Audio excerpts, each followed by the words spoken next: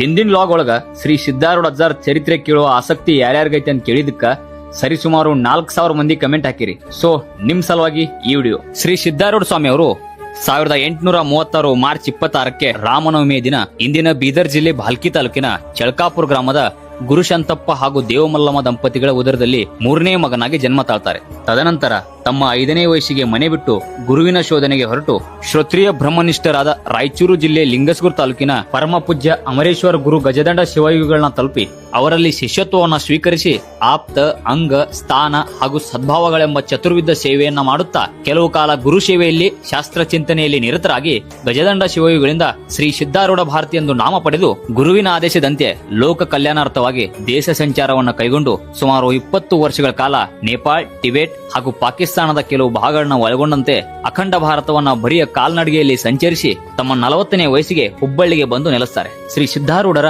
ಬಿಳಿಯ ಬಣ್ಣದ ಸರಳ ಉಡುಗೆ, ಆಡಂಬರವಿಲ್ಲದ ಸಹಜ ಬದುಕು, ಭೇದವರಿಯದ ಮಾತೃ ಹೃದಯ, ಉದಾತ್ತವಾದ ವಿಚಾರಧಾರೆ ಹಾಗೆ ನಡೆನುಡಿಗಳಲ್ಲಿರುವ ಏಕತೆಗೆ ಜನಮನ ಸೂರಿಗೊಂಡವು. ಹಿಂದೂ, ಮುಸ್ಲಿಂ, ಕ್ರೈಸ್ತ, ಹರಿಜನ್ ಎಂಬಿತ್ಯಾದಿ ಜನಾಂಗದವರು ಇವರನ್ನ ಗುರುಗಳಾಗಿ ಸ್ವೀಕರಿಸಿದರು. ಸ್ವತಃ ದೇಶ ಪ್ರೇಮಿಗಳಾಗಿದ್ದ ಶ್ರೀ ಸಿದ್ದಾರೂಢ ಸ್ವಾಮಿ ಅವರು ಹುಬ್ಬಳ್ಳಿಯಲ್ಲಿ ನಡೆದ ಸ್ವತಂತ್ರ ಚಳವಳಿ ಅಧಿವೇಶನದ ಅಧ್ಯಕ್ಷತೆಯನ್ನು ವಹಿಸಿದರು. ಅದರಲ್ಲಿ ಮಹಾತ್ಮ ಗಾಂಧೀಜಿ ಹಾಗೂ ಬಾಲ್ ಗಂಗಾಧರ ತಿಲಕ್ ಅವರು ಸಹ ಭಾಗವಹಿಸಿದರು. ಸಿದ್ದಾರೂಢ ಸ್ವಾಮಿ ಅವರ ವ್ಯಕ್ತಿತ್ವದಿಂದ ಪ್ರಭಾವಿತರಾಗಿ ಅನೇಕ ಜನ ಮಹಾತ್ಮರು ಅವರ ಸಂಪರ್ಕಕ್ಕೆ ಬಂದಿದ್ದರು. ಅದರಲ್ಲಿ ಸ್ವಾಮಿ ವಿವೇಕಾನಂದ